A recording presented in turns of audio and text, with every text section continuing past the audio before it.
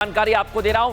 Iran के आंतरिक सुरक्षा मुख्यालय पर आईडीएफ ने बमबारी तेज कर दी है दर्शक। यानी आईडीएफ कह रहा है कि हमें और ज्यादा कार्रवाई को तेज करना है और इधर बमबारी हो रही है। देखिए जरा कि कैसे तेहरान पर बम बरसाए जा रहे हैं। इसलिए मैं कह रहा हूं आज की रात बड़ी भारी है, क्योंकि अमेरिका किलर मिसाइल तक दे रहा है, लेकिन बैकडोर से। अब आप समझिए दर्शकों, इजराइल ने ईरान के खिलाफ मजबूती के साथ खड़े होने का फैसला कर लिया है। वो पीछे नहीं हटेगा, अमेरिका कुछ भी करे। अमेरिका तो कह रहा है कि भाई हमें तो 14 दिन का वक्त चाहिए। आप क्या करेंगे? दुनिया पूछ रही है डोनाल्ड ट्रंप से 14 दिन। क्या सिर्फ तमाशा देखेंगे? ये बड़ा सवाल है दर्शक। लेकिन इसके पीछे अमेरिका का बहुत बड़ा गेम प्लान हो सकता है, क्योंकि अमेरिका भरोसा करने लायक नहीं है। ये कभी भी बदल जाता है।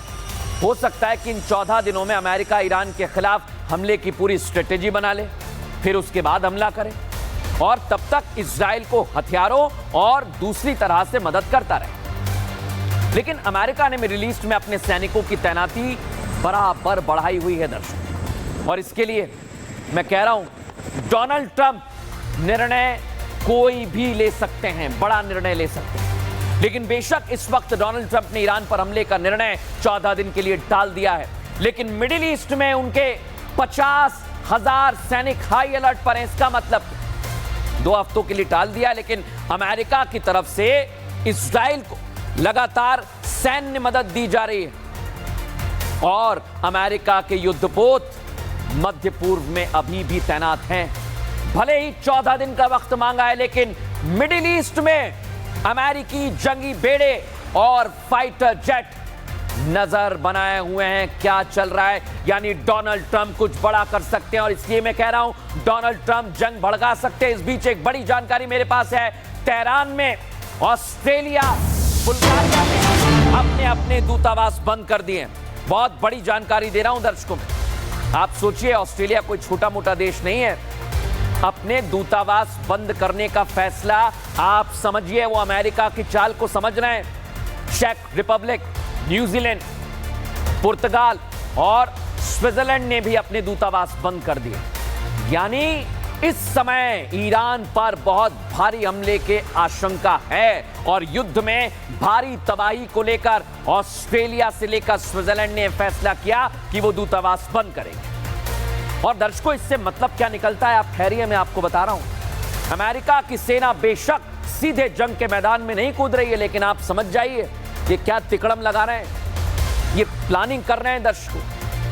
दुश्मन पर लगातार नजर है इन लोगों की और अमेरिका तो जानता है, मैं कह रहा हूं, उसे कब और कैसे युद्ध में आगे बढ़ना है। डोनाल्ड ट्रंप कोई ना कोई बड़ा प्लान बना रहे हैं दर्शकों। मिडिल ईस्ट में जंग को सुलगाना चाहते हैं। उधर अमेरिका का एक्शन प्लान 14 दिन के लिए ब्रेक लगा दिया गया है, स्टॉप कर दिया गया है।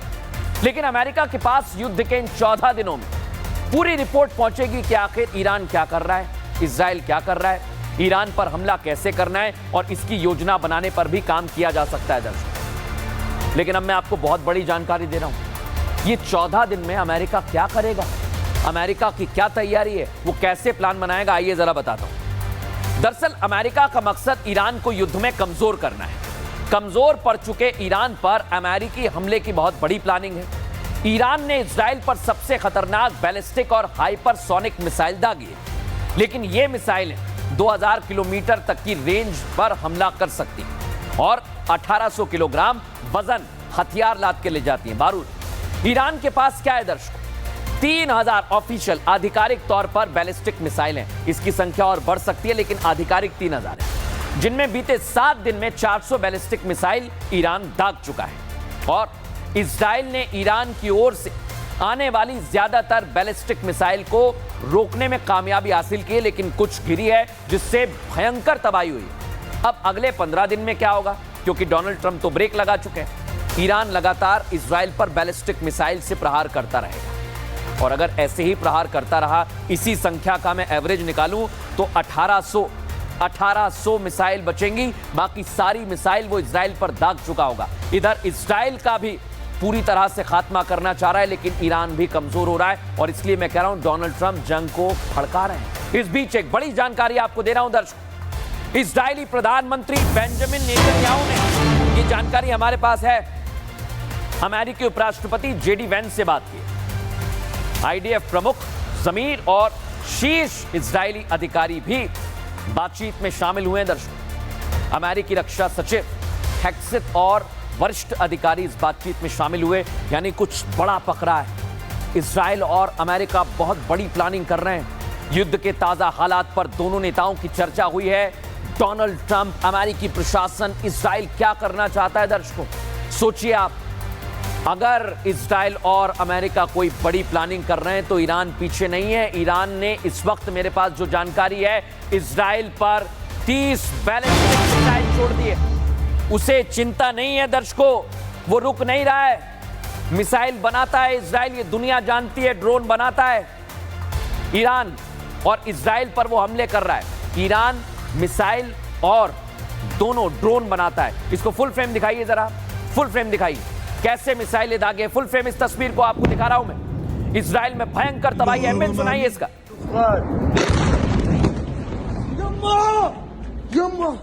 What the fuck?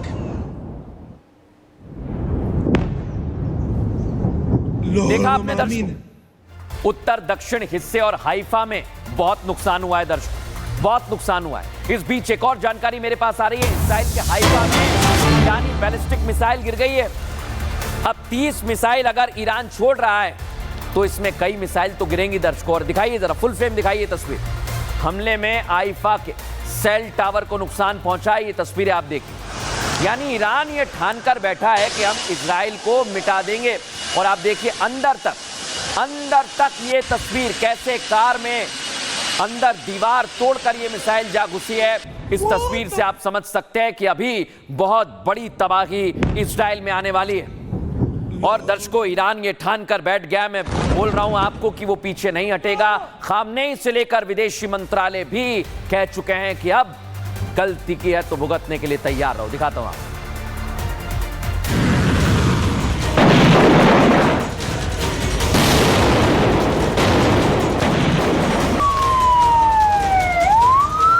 Iran Israel युद्ध अभी थमता तो बिल्कुल भी दिखाई नहीं दे रहा। बेशक डोनाल्ड ट्रंप ने 2 हफ्तों में निर्णय लेने का फैसला किया हो, लेकिन ना ईरान पीछे हट रहा है और ना इजराइल। ईरान के सुप्रीम लीडर खामनेई ने तो एक बार फिर से वार्निंग दी है और कर दिया है साफ कि ईरान की तरफ से इजराइल पर हमले रुकेंगे नहीं। दुश्मन को सजा दी जा रही है। खामनेई का कहना है कि अगर दुश्मन से डरेंगे तो वो आपको कभी नहीं छोड़ेगा, जिसका मतलब ये कि ये हमले आगे आने वाले दिनों में और घातक हो जाएंगे। इसी कड़ी में ईरान की तरफ से पहली बार इजराइल के कई इलाकों में क्लस्टर बम से लैस बैलिस्टिक मिसाइल दागी गई। ये मिसाइल इजराइल के गुजदान क्षेत्र में जाकर फटी। तेल अवीव में गुजदान घनी आबादी वाला इलाका है, जिसके ऊपर ये जाकर फटी। उसमें 20 छोटे बम इधर उधर जाकर बिखरे, जिन्होंने भारी तबाही मचा दी। बताया जा रहा है क्लस्टर बम 8 किलोमीटर के क्षेत्र में फैल गए और उनकी जद में आने से 89 लोग जख्मी हो गए। क्लस्टर बम अंधाधुंध और खतरनाक होते हैं क्योंकि ये बम लंबे समय तक उस इलाके के लोगों के लिए खतरा बने रहते हैं।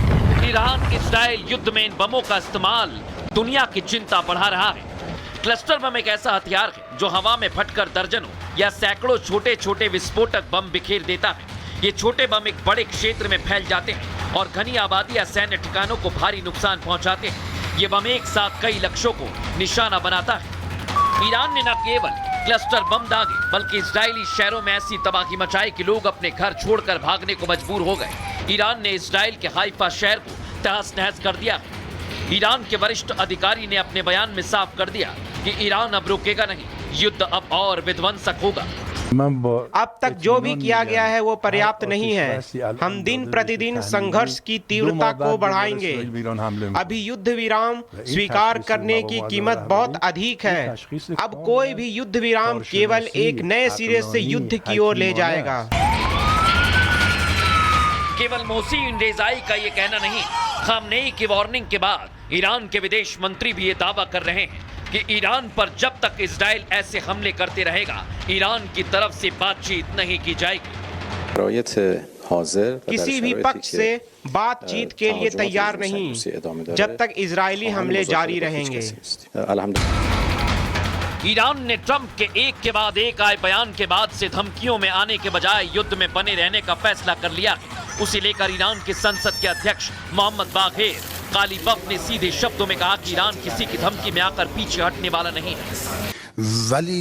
बेशक हमने संयम दिखाया है और ऐसा करना जारी रखेंगे। हम युद्ध को बढ़ाना नहीं चाहते, लेकिन इस भ्रमित अमेरिकी राष्ट्रपति को ये पता होना चाहिए कि हमारा देश पश्चिमी देशों की तरह नहीं है, जिन्हें वो धमकियां देकर और उन पर चीजें थोपकर अपने नियंत्रण में ले लेता है। ट्रंप के तमाम बयान सामने आने के बाद ईरान ने इजराइल पर हमले जारी रखे और दिन ब दिन ये हमले घातक हो रहे हैं। नए नए हथियारों का इस्तेमाल दुनिया की टेंशन बढ़ा रहा है।